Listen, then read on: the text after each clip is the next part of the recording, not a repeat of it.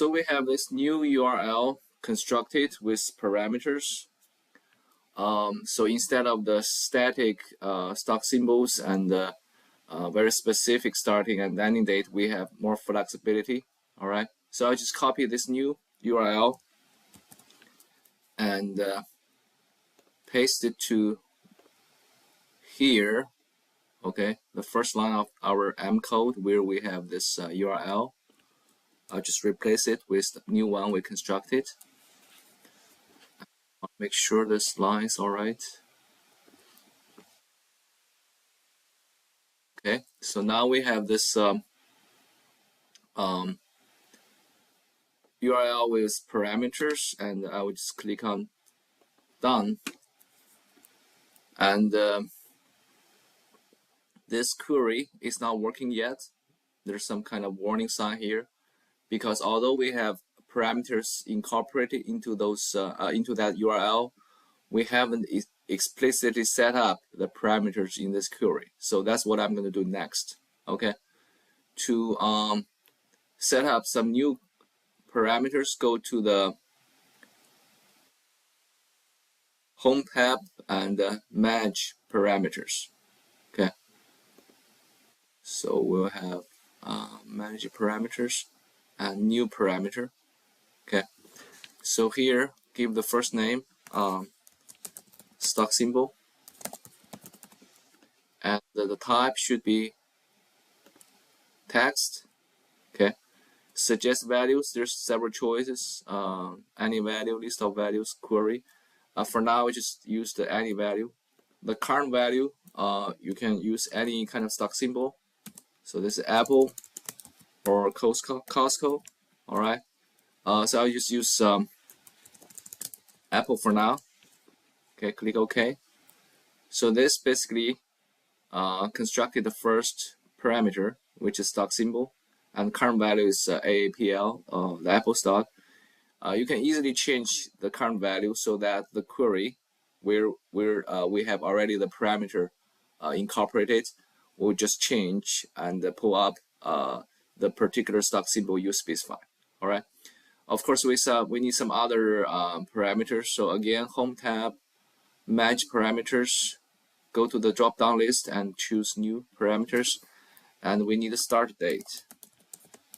So start date is another parameter. So the type is again text. Okay. Okay. Don't think you want to use the date format or date type. Actually, we want the text type, because this start date is part of the URL. So URL is basically a text format. So within that URL, the start date also has to be text. So for current value, I will use 2023. Sorry, 2023-0101. So that's basically January 1st, 2023. Okay, again, click OK. So this is gonna be our next parameter, start date. We also want, well, basically once you have the start date set up as parameter, you can easily change the dates. You can make, for example, start from 2022 or from any particular date you want. Okay. Now I want again another parameter. So again, go to Home tab, Manage parameter, and new parameter. I want this end date being a parameter as well. So I'm going to make it again a text type, because again end date is part of the URL, so it's part of a text string. So the current value I will use 2024-10-10. So that's October 10th, 2024. Again, once this parameter is set up, you can change the current value to whatever date you want. Of course, usually the end date has to be some date after the start date. Okay, keep that in mind. So lastly, I also need this parameter API key. All right, API key, and the type has to be text again, because the API key is part of that text string of the URL. Okay. So for the current value, you just copy and paste your personal API key. Okay, you applied for from profit.com. Okay, once you get that API key, you can just put it there and click OK. So I pasted my personal API key to finish constructing that API key parameter. So now I have 4 parameters which allow me to change either the stock symbol or the starting date or the end date or the API key I want to use to access the profit.com's API. So now all the 4 parameters are set up. Now you can click on query 1.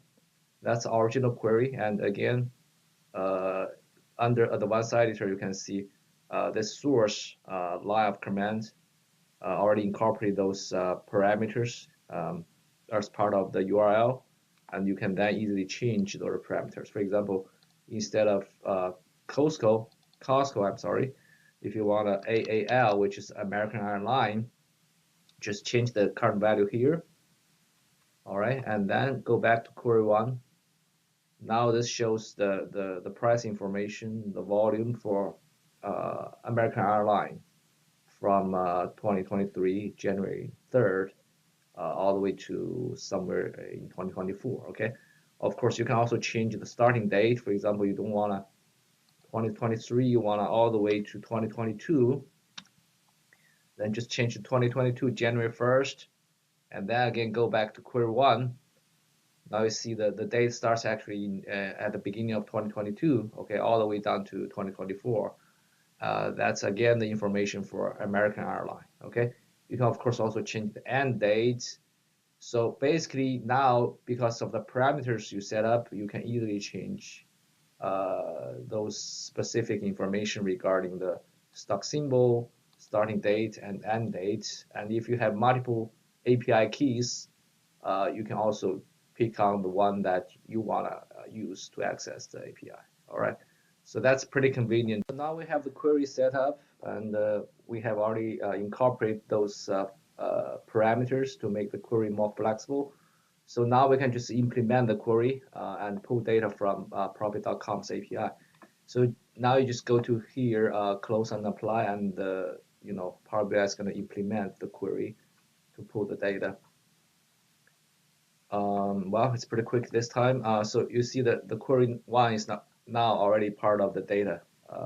So you can easily access it. If you want to check the structure of the data, go to the table view, and that's exactly what we have constructed in the query. Okay, all the price information, all the volume, and the corresponding dates are here. Okay. Yeah, I'll just rename this table. Instead of query 1, I'm going to call it historical daily, which is more informative. Then just go to the File tab and click on Save As, and save this file as a PBIX, Power BI desktop file, in a location that you prefer.